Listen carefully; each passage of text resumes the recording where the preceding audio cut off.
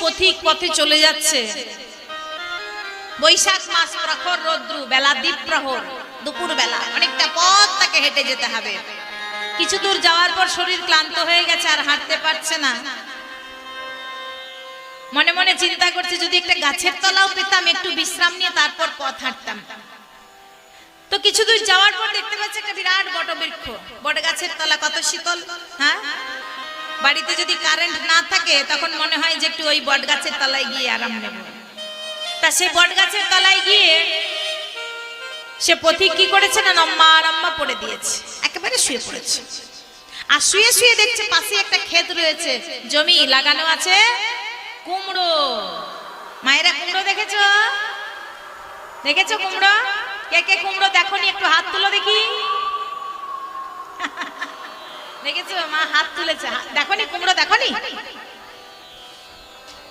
আমরা সবাই কুমড়ো দেখেছি, তাই তো? আর আমাদের বাঁকুড়ার আবার কুমড়োর একটা নতুন নাম আছে, জানেন তো? বাঁকুড়ায় কুমড়োকে কি বলে জানেন না? আমাদের বাঁকুড়ায় কুমড়োর একটা ভালো নাম আছে, সেটা বলে বাঁকুড়ার আপেল। কুমড়োটাকে বলে বাঁকুড়ার আপেল। হরি বল।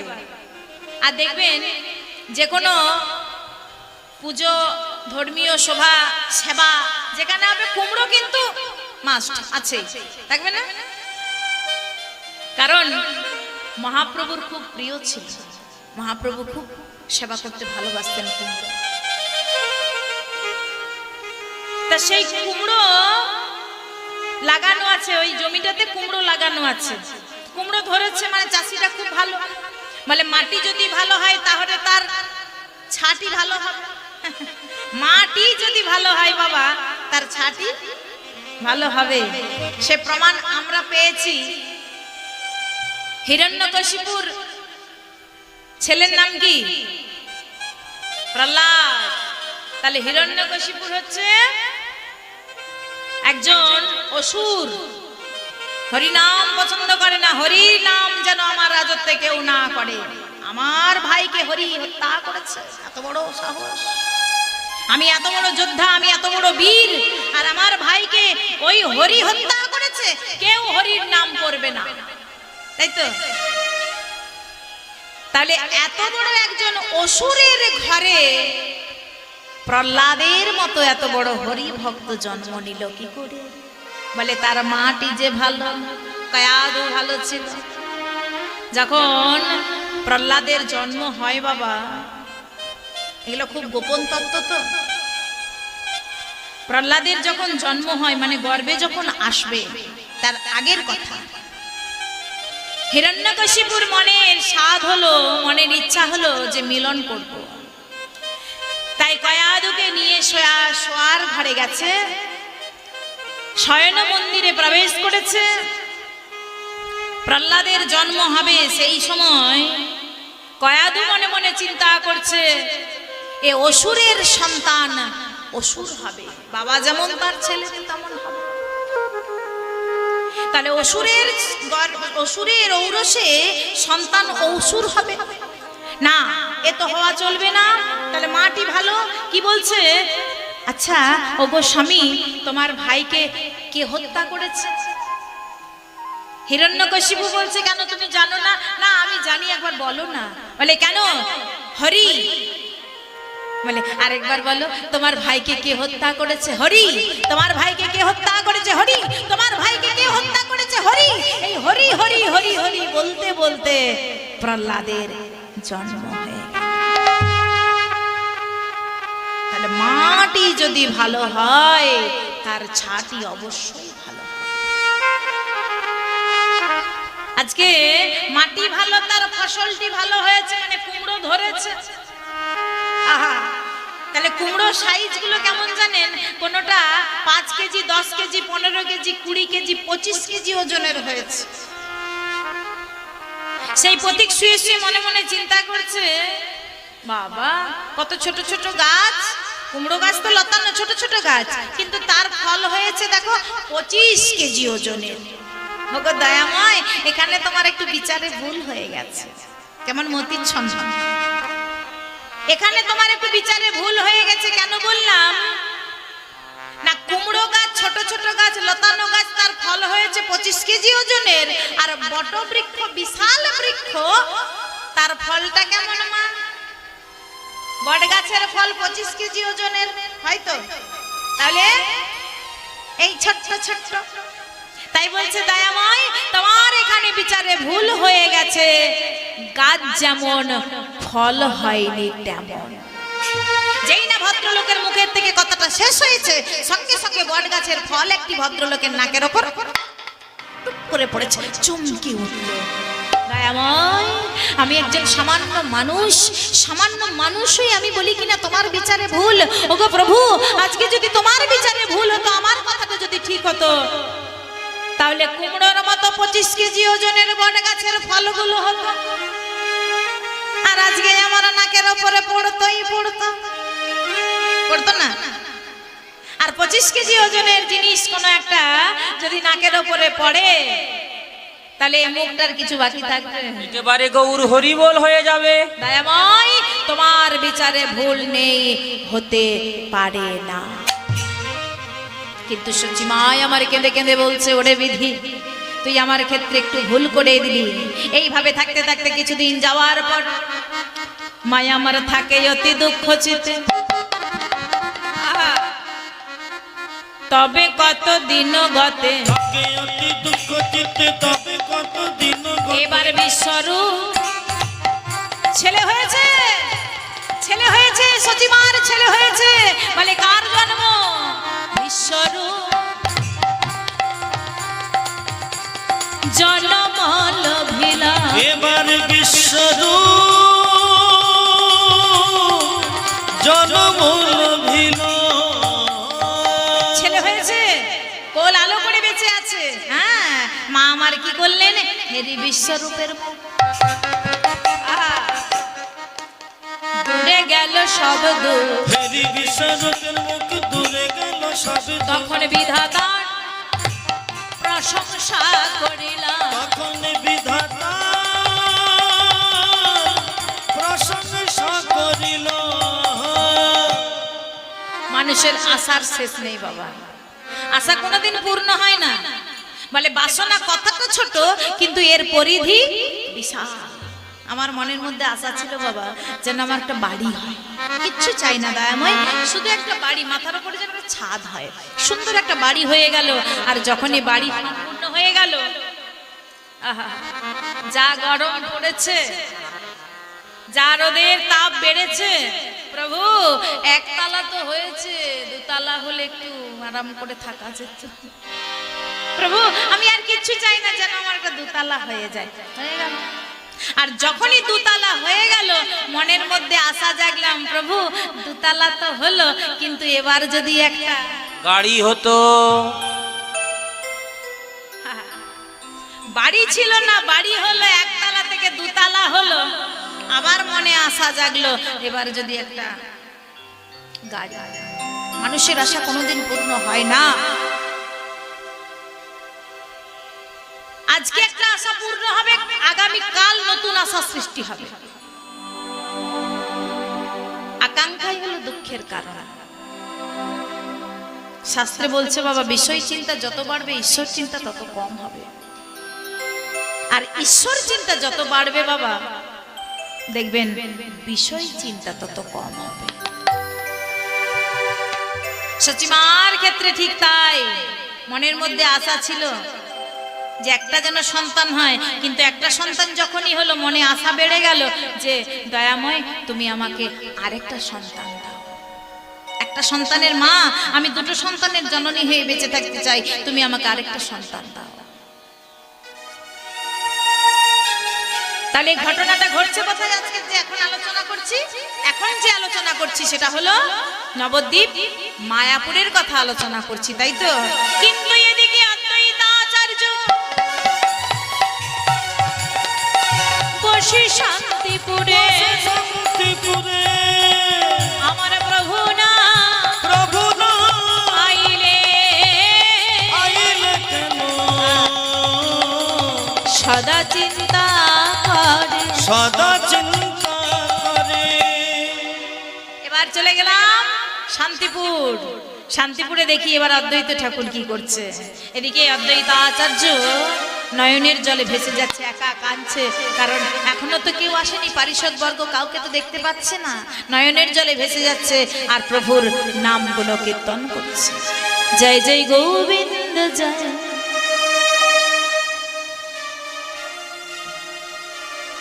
জয় জয় গোপাল জয়,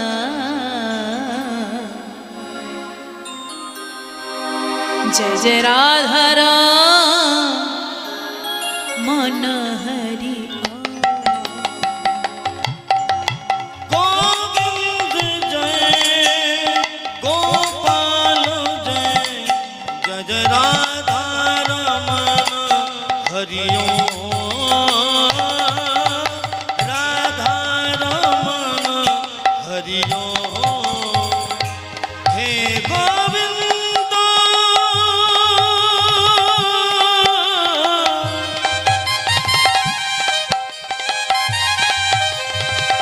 हे गोविंद जय गोविंद, जय गोविंद जय गोविंद, जय गोपाल जय, जय राधा रमण हरि ओम, राधा रमण हरि ओम, राधा रमण हरि ओम, हरि ओम, राधा रमण हरि ओम, राधा रमण हरि ओम, हरि ओम, राधा रमण हरि राधा रमण हरि ओम, राधा रमण हरि राधा रमण हरि गोविंद जय गोपाल जय, जय राधा रमण हरि राधा रमण हरि आचार्य आचार्य কে কে এমন করে চিৎকার করে আমার নাম ধরে ডাকছে? কে? এই তুমি কে? তুমি আমার নাম ধরে ডাকছো? তোমাকে তো আমি চিনতে পারছি না, তুমি কে? চিনবে কি করে? এর আগে তো তোমার সাথে আমার দেখা হয়নি, তো তুমি আমার নাম জানলে কি করে? বলো না, তোমার কণ্ঠস্বর কিন্তু খুব চেনা চেনা লাগছে, বলো না তুমি কে? আমার নাম হলো শ্রীবাস। ও শ্রীবাস, শ্রীবাস, হ্যাঁ হ্যাঁ হ্যাঁ, মনে পড়েছে মনে পড়েছে, মানে তুমি সেই নারদ। তোমার রূপের পরিবর্তন হয়েছে কিন্তু কণ্ঠস্বর আগের মতোই আছে। হ্যাঁ, তাই তো বলি যে তোমার কণ্ঠস্বর আমি চিনতে পারছি। চিনবে না বাবা? নারদের কণ্ঠস্বর ভোলানাথ চিনতে পারবে না, সে কি হয়? তাই যে ও ও ও শ্রীবাস, বলো না, তুমি এমন করে আমার আমার নাম ধরে ডাকছো, চিৎকার করে, কি হয়েছে? আচার্য, তুমি যার জন্য এত চিন্তা করছো, যার জন্য এত চোখের জলে ভেসে যাচ্ছ, যার এত পূজা অর্চনা করছো, সে প্রভু জন্ম নিয়েছে। কি বললে? কি বললে শ্রীবাস? আমার প্রভু জন্ম নিয়েছে? আচ্ছা, আমার প্রভু কোথায় জন্ম নিয়েছে তুমি দেখেছো? আচার্য, আমি নিজে চোখে দেখে এলাম। ওই বীরভূম জেলার অন্তর্গত এক চক্রগ্রামে হাড়াই পণ্ডিতের গৃহে পদ্মা দেবীর গর্ভে। শ্রীবাস, না না না, তোমার ভুল হচ্ছে। আমার প্রভু আমায় কথা দিয়েছিলেন, আমার প্রভু আমায় বলেছিলেন গৌড় দেশে উদয় হবে, ওখানে নয়। আমি নিজে চোখে দেখে এলাম, জানো, ঠলো ঠলো নয়ন, কমনীয় কান্তি, প্রসারিত বক্ষ, আজানুলম্বিত বাহু। আমি কি আমার নিজের চোখকে মিথ্যে বলবো? আমি যে নিজের চোখে দেখে এলাম। শ্রীবাস, আমার প্রভু যে আমায় কথা দিয়েছিলেন। আচ্ছা বেশ, তুমি যখন বলছো, আমি একবার নিজে চোখে দেখে আসি আর প্রভুকে পরীক্ষা করে আসি। এবার অদ্বৈতাচার্য বেরিয়ে পড়লো। কোথায় না সেই বীরভূম জেলার একচক্র গ্রাম। অনেকটা পথ বাবা, তখনকার দিনে এত যানবাহন ছিল না, পায়ে হেঁটে হেঁটে বেরিয়ে পড়তো, হেঁটে হেঁটে যাওয়া আসা করতো, আর ওই প্রভুর নাম মুখে সব সময় গাইতো, কৃষ্ণ কেশব কৃষ্ণ কেশব মধুমাখা এই নাম হরি নাম সুধা মাখা এই নাম কৃষ্ণ কেশব কৃষ্ণ কেশব মধুমাখা এই নাম সুধা মাখা এই নাম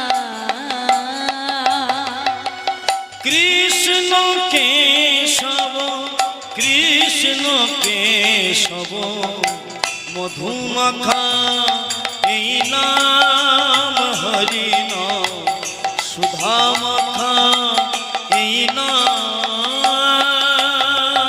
এই নাম জপ ভুলো আপনারে ভুলে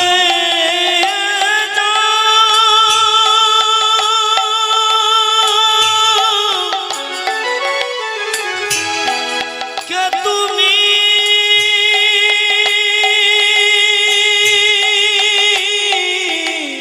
কে তোমার এই নাম জপ ভুলো আপনারে মিটে যাবে তৃষ্ণা প্রেম পারাবারে এই নাম জপ ভুলো আপনারে মিটে যাবে তৃষ্ণা প্রেম পারাবারে জপরে জপরে জপরে রসনা জপরে জপরে জপরে রসনা আয় জপরে জপরে জপরে রসনা জপরে জপরে জপরে রসনা সুধা মাখা এই নাম হরি নাম মধুমাখা এই প্রেমানন্দ গায় গৌর সীতানাথ হরি হরি বল। এই নাম হরি নাম মধুমাখা এই নাম কৃষ্ণ কেশব কৃষ্ণ কেশব সুধা মাখা এই নাম হরি নাম মধুমাখা এই নাম কৃষ্ণ নাম সুধা মাখা এই নাম একচক্র গ্রামে গিয়ে আচার্য জিজ্ঞাসা করেছে, এই যে বাবা এদিকে শোনো শোনো শোনো, হ্যাঁ হ্যাঁ তোমাকে বলছি বাবা, আচ্ছা এটা কি একচক্র গ্রাম? আচ্ছা এখানে হারাই পণ্ডিতের বাড়ি বললে, হারাই পণ্ডিত বলে আছে না, হ্যাঁ ওই হারাই পণ্ডিতের বাড়ি যাব, তো ও বাড়িটা কোনটা গো? হ্যাঁ কোনটা ওই বাড়িটা? তাহলে ও আচ্ছা আচ্ছা আচ্ছা আচ্ছা। দরজার সম্মুখে দাঁড়িয়ে দরজায় করাঘাত করে ডাকছে, পণ্ডিত মশাই হারাই পণ্ডিত বাড়িতে আছেন?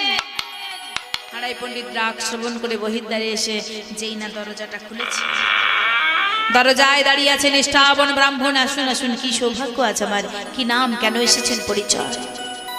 আমার নাম অদ্বৈতাচার্য, বাস করি শান্তিপুরে। এখানে শুনলাম আপনার একটা ছেলে হয়েছে, দেখতে এসেছি, দেখাবেন? বলে নিশ্চয়, সে তো সতিকা গৃহে মাত্র 6 দিনের, মানে 6 দিনের ছেলে। আসুন। সতিকা গৃহে প্রবেশ করেছে আচার্য, দেখছে কি শ্রীবাস যেমন বলেছিল আমিও তো ঠিক সেই রকম দেখছি, ঠলো ঠলো নয়ন কমনীয় কান্তি প্রসারিত বক্ষ আচরণ লম্বিত বাহু দয়াময়।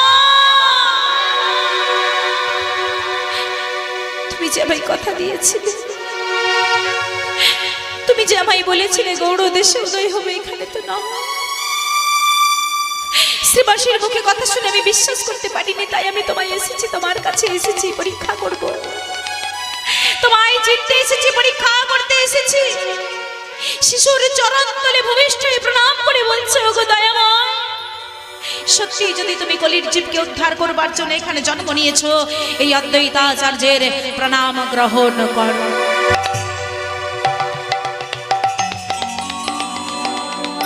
যেই না ভূমিষ্ঠ হয়ে প্রণাম করেছে, সেই শিশু তখন হাত পা নাড়া দিয়ে খেলা করতে করতে আচার্যদেবের মস্তকে দুটো হাত তুলে দিয়েছে। যেই না দুটো হাত তুলেছে, আচার্য চিৎকার করে বলছে, না বলিয়ে তো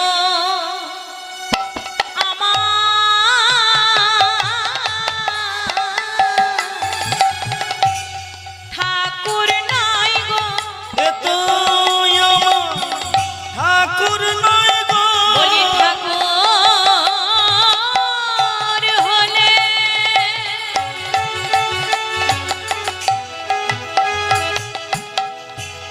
চরণে দিত,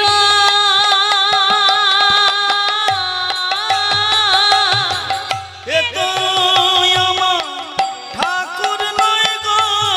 তাহলে কে? আমার ঠাকুর তো নয়, তাহলে কে এসেছে? বলরাম নিত্যানন্দ রূপে আসছে, আসছে, একে একে সবার আসছে। সময় না হলে তো হবে না। সময় চলিয়া যায় নদীর স্রোতের প্রায়, সোনার ঘড়িটিতে বলে টিক টিক টিক। যেই না চলে তার তলে শত শত। আজকের যে সময়টা পেরিয়ে যাবে মা, এই সময়টা আর কাল পাবে বলো? কাল আবার নতুন করে শুরু হবে, কিন্তু যে সময়টা পেরিয়ে যায় সে সময় আর ফিরে আসে না। বলে তুলবি যদি ছানা মাখন সকাল সকাল তোল, কচিবেলা সাধন ভজন, বৃদ্ধকালে ভজনে বাধাই গন্ডগোল। যা কিছু সাধন ভজন শিক্ষা, তা কিন্তু ছেলেবেলা থেকে শিখে নিতে হয়। বলে বাল্যকালে হরি ভজন হরি পাবার আসে, যৌবনেতে হরি ভজন হরি আসে কি না আসে কোনো গ্যারান্টি নেই, আসতেও পারে নাও পারে। আর বৃদ্ধকালে হরি ভজন জমেরও তরা আসে, কোনো লাভ নেই। এখন যদি বলি না না, এখন আমার এই তো সবে মাত্র 16, এখন অনেক কিছু বাকি আছে, 16 বছর বয়সে আবার কি হরি নাম করবো, এখন আবার কি কীর্তন শুনতে যাবো? হ্যাঁ, এখন লেখাপড়া করব, লেখাপড়া শিখে চাকরি করব, ভালো স্যালারি তুলবো, তারপর নিজের পায়ে দাঁড়িয়ে একটা সুন্দরী মেয়ে দেখে বিয়ে করব, সংসার হয়ে গেল, ছেলে মেয়ে হয়ে গেল, ছেলে মেয়ে বড় হলো, বিয়ে দিয়ে দিলাম, নাতি নাতনি হয়ে গেল, ব্যাস আর সংসারে আমার কোনো জ্বালা যন্ত্রণা নেই, সংসারে আমার আর কোনো কর্ম নেই, টাইমের টাইম ঠিক খাবার চলে আসবে। তাহলে এই যে অফুরন্ত সময় রয়েছে, এখন আমি হরি বলবো। কোথাও কীর্তন হচ্ছে, হ্যাঁ আমি শুনতে যাব, সবাই যাচ্ছে দল মিলতে কীর্তন শুনতে, তাদের পিছনে আমিও সঙ্গ দিলাম। ছেলে তখন বাবার হাতটা টেনে ধরলো, বাবা কোথায় যাচ্ছ? বলে কীর্তন শুনতে। ডাক্তারে কি বলেছে তোমায়? কি বলেছে? 9টার মধ্যে খাওয়া দাওয়া করে 10টার মধ্যে ঘুম, 10টার মধ্যে ঘুমিয়ে যেতে হবে। কেন? কারণ অ্যাসিডিটির প্রবলেম হয়ে গেছে, রাত জাগা চলবে না, চোখে ঘুম আসে না, ঘুমের ওষুধ খেয়ে ঘুমোতে হয়। হরিনাম শুনতে যাব, কিন্তু সেখানে গিয়ে বসে বসে শুনতে পারবো না, কারণ মাটিতে বসা চলে না, মাটিতে বসা যায় না। ব্যথায় ধরেছে, কোমরে ব্যথা, গাঁটে ব্যথা, হাঁটুতে ব্যথা, গড়ুলি ব্যথা। তাহলে হরিনাম শুনতে যাওয়া হলো না। আচ্ছা বেশ, ঘরে বসে হরি বলি, মনে বড় স্বাদ, অনেক সময় বেরোচ্ছে না, এবার হরি বলছি। বাবা 70 বছর পেরিয়ে গেছে, দাঁত পড়ে গেছে, গাল টসকে গেছে, চামড়া ঝুলে গেছে, মাগো হরি বললাম হরি বল, কিন্তু উচ্চারণ হয়ে গেল হবি বল। বলছি হরি, উচ্চারণ হচ্ছে হবি, হরি হবি, হরি হবি। হরে কৃষ্ণ। সাদের হরিবোলটুকু আর বলা হলো না, স্পষ্ট উচ্চারণ হলো না। তাই পদকর্তা বলছে সময় গেলে আর সাধন হবে না। কত সুন্দর কথা দেখুন। কতই দিন থাকিতে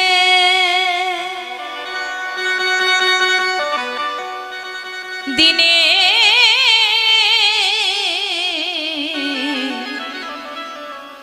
সাধন,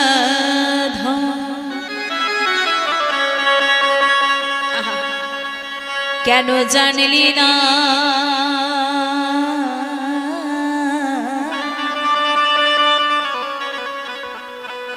সময় গেলে আর সাধন হবে না। প্রেমানন্দে নিতাই গৌর সীতানাথ হরি হরি বল। আজকে অদ্বৈতাচার্য বলছে এ আমার প্রভু নয়, তাই মনের দুঃখে আবার বাড়ি চলে যাচ্ছে। একবার ভজ মন রাধে রাধে রাধে গোবিন্দ গোপাল। একবার ভজ মন রাধে রাধে রাধে গোবিন্দ গোপাল। একবার ভজ মন রাধে রাধে রাধে গোবিন্দ গোপাল। একবার ভজ মন রাধে রাধে রাধে গোবিন্দ গোপাল। গিরিবারধারী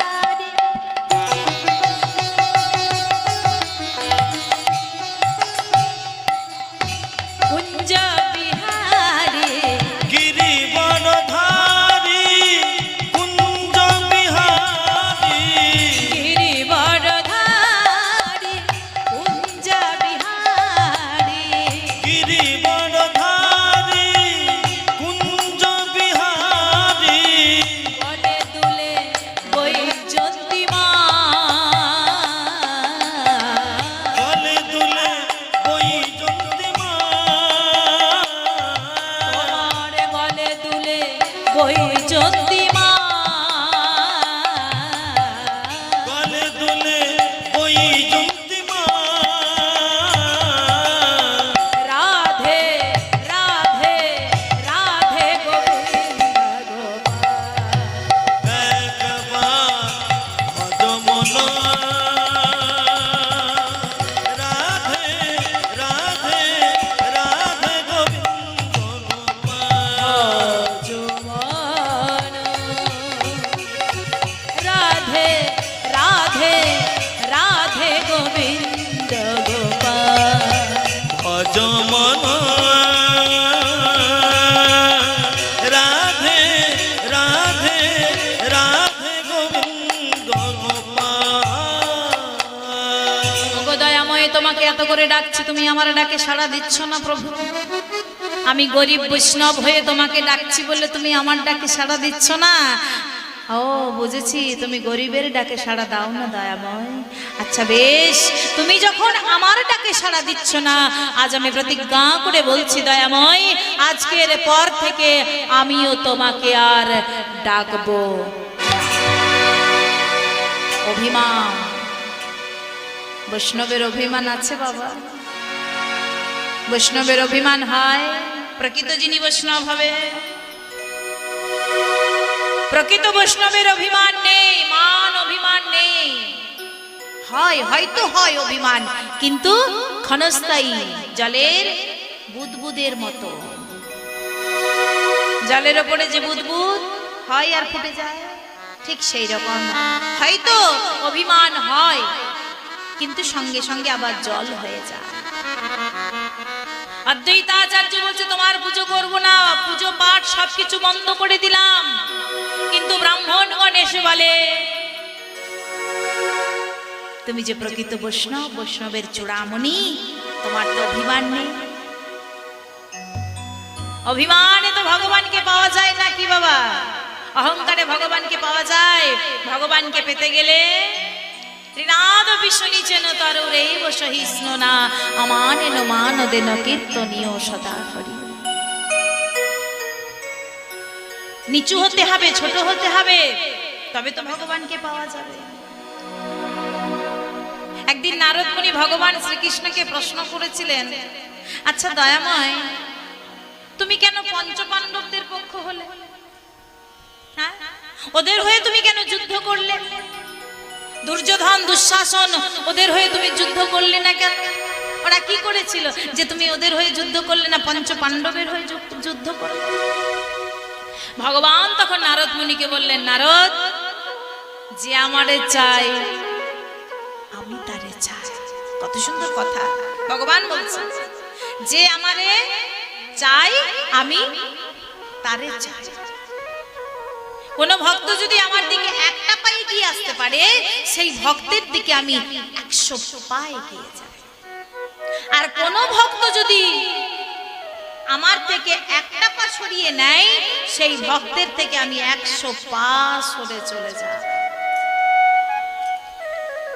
তাহলে যে আমারে চাই আমি তারে চাই, আর যে আমারে না চাই আমিও তারে না চাই।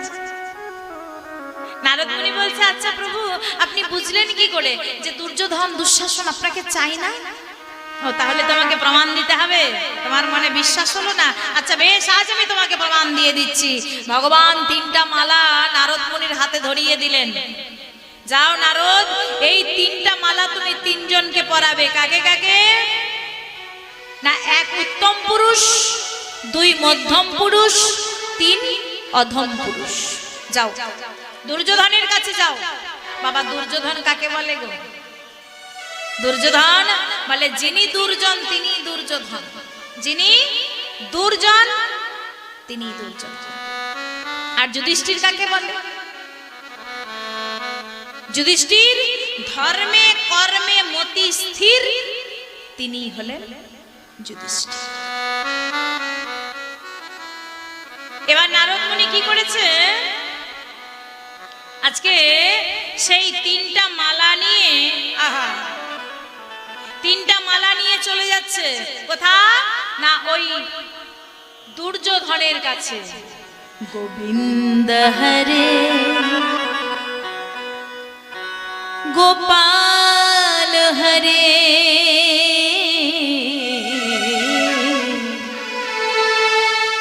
বল কেশব মাধব